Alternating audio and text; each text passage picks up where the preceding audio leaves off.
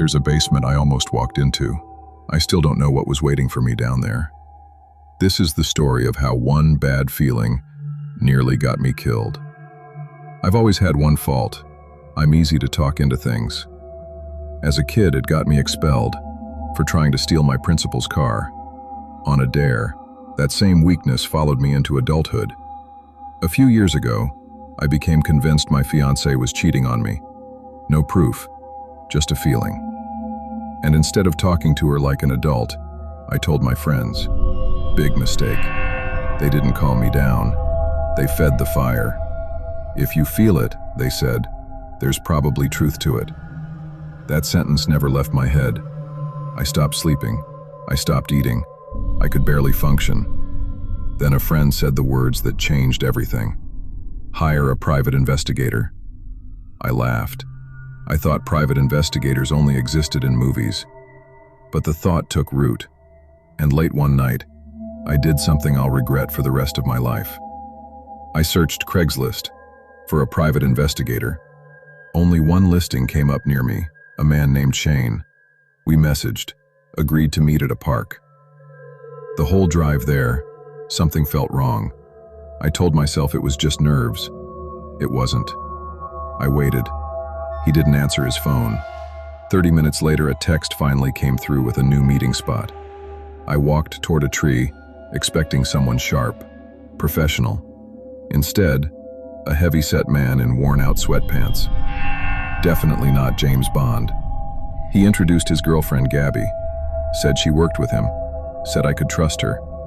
I had no reason to, but I did anyway. We sat at a picnic table. The questions started normal. My address, my workplace. Then, they got personal. Too personal. And I answered every single one. I told myself, this is just how it works. I was wrong. We agreed on a price. Cash only. Off the books, he said. I handed it over. Something in my gut screamed that I'd just been robbed. I ignored it. A week passed. Nothing. No calls, no texts. I thought it was over. Just a con. Just money lost. Then, at exactly 1:16 in the morning, my phone lit up. An unknown number, claiming to be Shane. New phone, he said. Urgent information. Couldn't wait until morning. My fiancée was asleep right beside me. She hadn't left the house all day. Nothing about this made sense. I asked to meet in the morning. He said no. Every time, no. Finally, he sent an address and reminded me not to forget the rest of his money. I got dressed in the dark, and I left. 10 minutes later, I was there. The house was dark, completely dark. I called. Nothing. I texted. Nothing. Then, one line appeared on my screen. Doors open. I asked if we could talk outside. The reply came fast.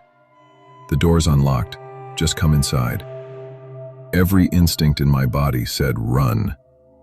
I walked in anyway. Pitch black inside. I called out. Nothing answered back. I turned to leave when the phone buzzed again. I hear you upstairs. Sorry, we're in the basement. Door on the far left. Come down. I walked to that door. I opened it. Nothing but black. No office, no light, no sound. Just an abyss. Every warning sign I had ignored came rushing back at once. And still, I stood there, frozen, until the phone buzzed one last time. Are you coming down, or are you just going to stand there all night? That was it. I turned. I ran. I didn't stop until I was in my car, driving away, hands shaking on the wheel. For a moment, I doubted myself. Maybe I'd overreacted. Maybe they were real. Then one more message came through. Good for you, buddy. Take care. I still don't know what that meant. The next day, the number was disconnected. The Craigslist post, gone. That's when it hit me. Shane and Gabby hadn't been investigators. They'd been hunting something else entirely. And I had almost walked right down into it. For months, I lived in fear.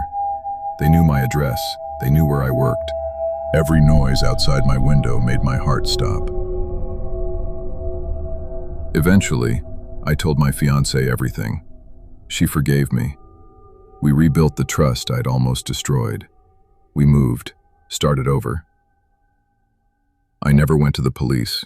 I should have. To this day, I think about those basement stairs, how close I came. And I think about one lesson I'll never forget. Never blindly trust a stranger, and never let someone else's voice drown out your own instincts.